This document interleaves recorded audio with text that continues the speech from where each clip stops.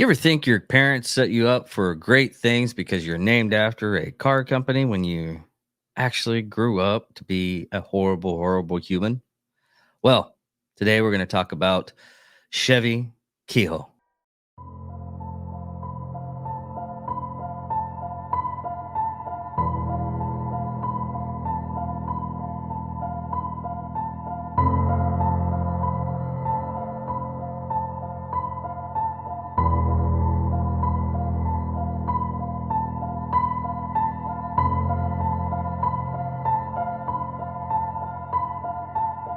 Ladies and gentlemen of all ages, boys and girls, thank you for tuning in to yet another episode of Angry Meat Production. We appreciate you coming in and letting us be a part of your lives week in and week out. We hope to do our best to present you with something that your eardrums delight in. Whether you're looking at us on YouTube or Rumble, or listening to us on Spotify, Google, or Anchor, or any of the other podcast services that we are currently on or trying to get on. We thank you. And if you don't mind, at the end of every episode, stop by, leave us a comment, leave us a like. If it asks for 5 stars, we'll take 5 stars, even if you don't like us. 5 stars are what it's all about. With that being said, we hope you enjoy our attempt to make our advocation our vocation. Ladies and gentlemen, let the games begin. We here at Angry Me Production want to thank our sponsor, Mobile Notary Mindy. She's certified with the National Notary Association. She's also bonded and E&O insured. She offers a wide range of services including wills, powers of attorney, medical documents, healthcare proxies, living wills, certification of trust, assignment of personal property, HIPAA waivers, advanced healthcare directives, and 99 verification. You can find her on Facebook, TikTok, and Instagram at Mobile Notary Mindy.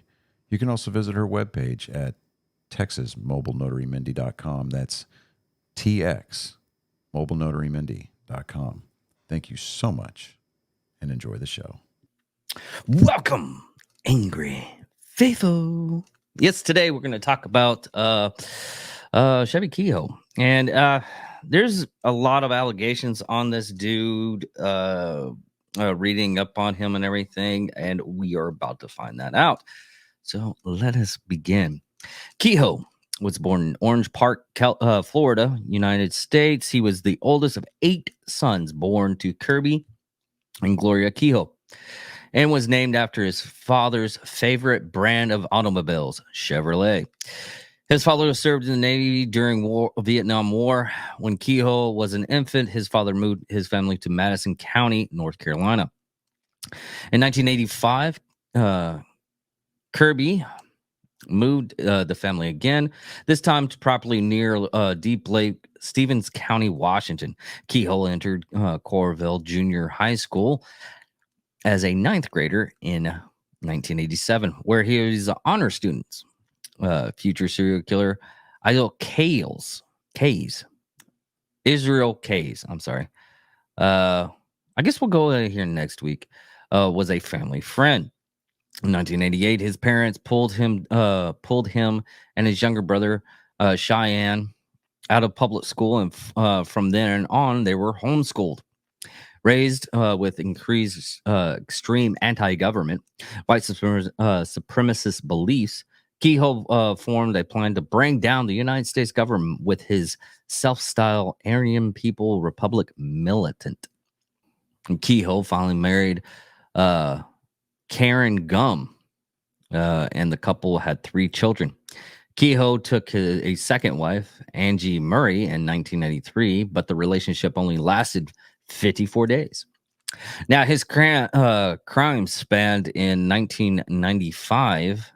Kehoe and an accomplice kidnapped and robbed Malcolm and Jill Friedman, a couple believed to be Jewish who owned a store in Kehoe he was once employed.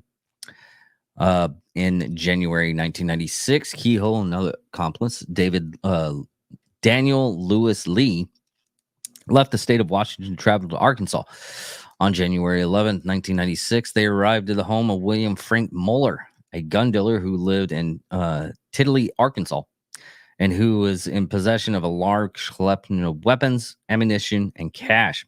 Kehoe and his father had previously, in February 1995, robbed Mueller once already. Kehoe expected to find valuable property at the house. Dressed as an FBI agent, the two men tried to enter the homes of Mueller's, but were not at home. The Muellers were not at home. When the Muellers returned, Lee and Kehoe overpowered and incapacitated Mueller and his wife, Nancy Ann Mueller. They were questioned. Nancy Mueller's 8-year-old daughter, Sarah Elizabeth Powell, about where they could find the cash, guns, and ammunition, forcing her to talk by shocking her with electrical cattle prod. After finding $50,000 in cash, guns, ammunition, they shot each of the three victims with a stun gun, causing them to pass out. They then placed plastic bags over their heads, sealed the blacks with duct tape, and suffocated them to death. There was some evidence that Lee was unwilling to kill Sarah, so Kehoe killed her. They took the victims to Kehoe's vehicle to Illinois' Bayou, where they duct taped rocks to them and threw their bodies into the water. A fast-moving stream dissipated its status as a bayou. The bodies were discovered in Lake Dardanelle. I guess that's how you pronounce it. Now, Russellville, Arkansas, in late June 1996.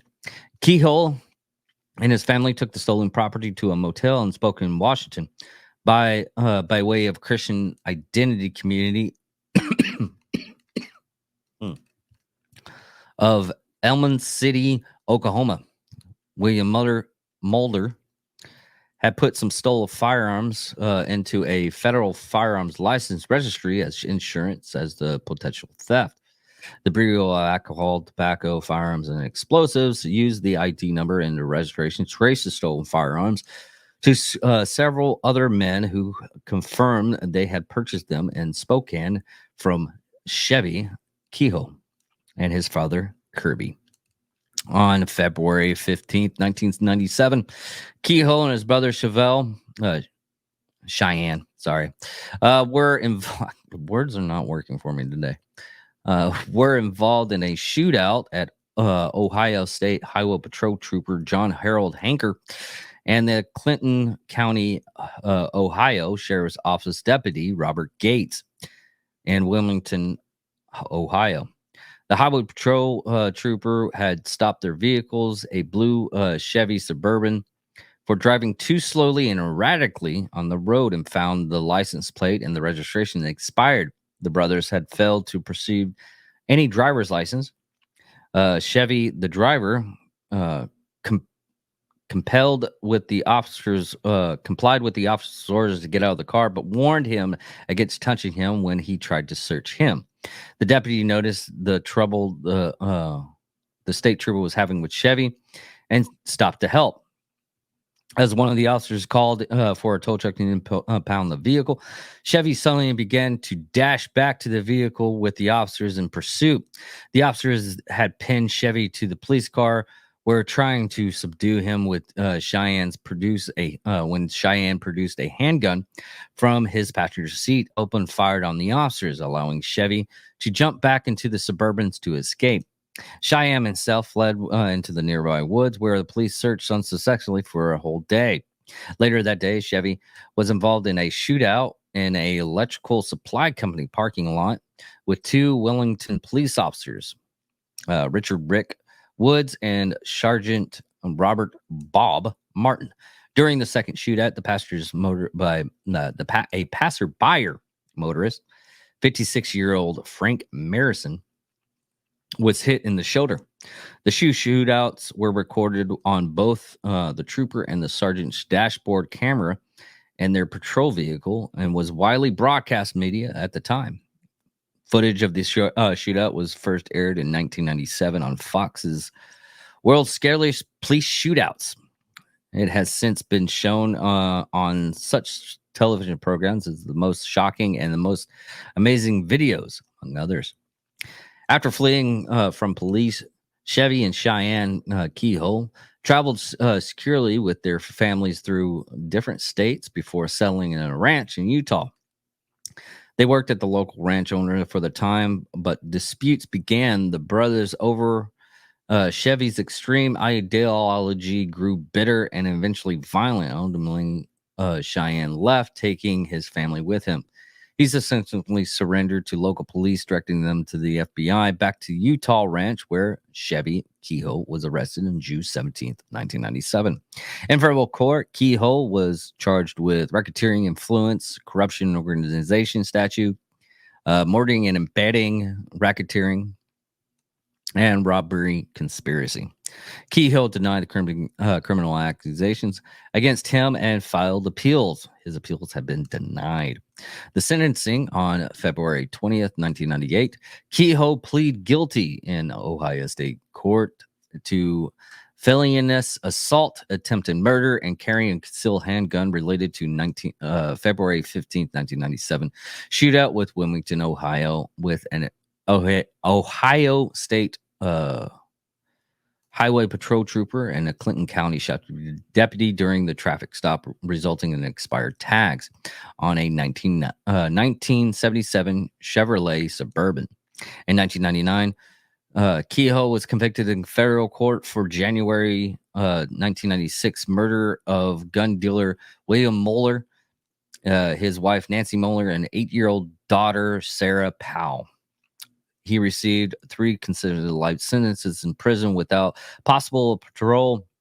Kehoe's mother, Gloria, and his brother, Cheyenne, served as prosecution witnesses and testified against him in the trial.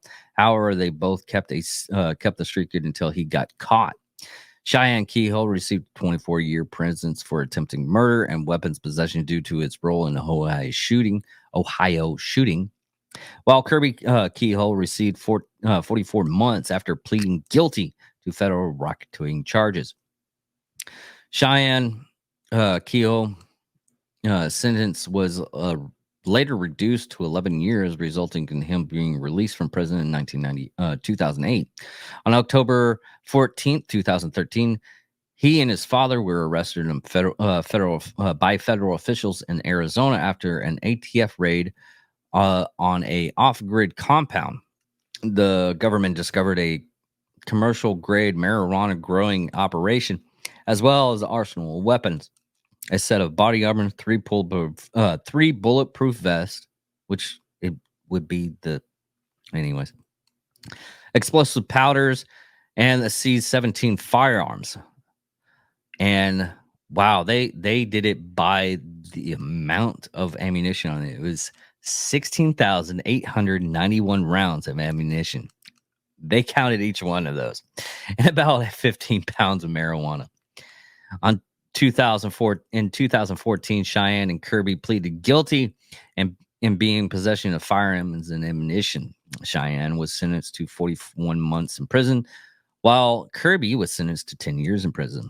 Cheyenne was released from prison in September 16th, 2016, while Kirby was released from prison in January 18, 2022. Kehoe was imprisoned in the United States Penitentiary of Florence, ADX, in Fremont County, Colorado, under Federal Bureau of Prisons Registry number 21300-009 in November 2019. He was transferred to the United States Penitentiary in Florence High. On December 18th, 2020, Curtis was transferred once again to United States Penitentiary in McCary in Kentucky. He was then held at United States Penitentiary Big Sandy's in Enzi. As of 2022, he is held in United States Penitentiary Terre Haute. Now, his connections, supposedly, this is not indefinite and is just part of the reading. Kehoe was accused by his brother Cheyenne and Spokane motel manager of being involved in or having prior knowledge of the Oklahoma City bombing. On April 19th, 1995, Cheyenne claimed to having knowledge of Chevy's involvement of the bombing shortly after he was sentenced for his role in the shootout. The manager of the Shadow Motel in Spokane claimed that he's seen Chevy with convicted bomber Timmy McVeigh at the motel 4 to 6 months prior to the bombing. The manager also claimed that on the morning of the bombing, Chevy showed up at the motel asking him to put on CNN because and became excited when the news of the bombing appeared. The manager claimed that Chevy had told him in days prior that something big would be happening on April 19th. Kehoe denied the allegations, and the FBI found no evidence that McVeigh had ever traveled to Spokane. Now, that's about it for this episode, everyone. It's really short. I'm gonna go over the next guy on here, and we'll Daniel Day Lewis, which I don't know if I talked about him. Let's check this out. But thank you all for listening. Thank you all for watching. Love you guys. Hope you had enjoyed this and enjoy the rest of the time.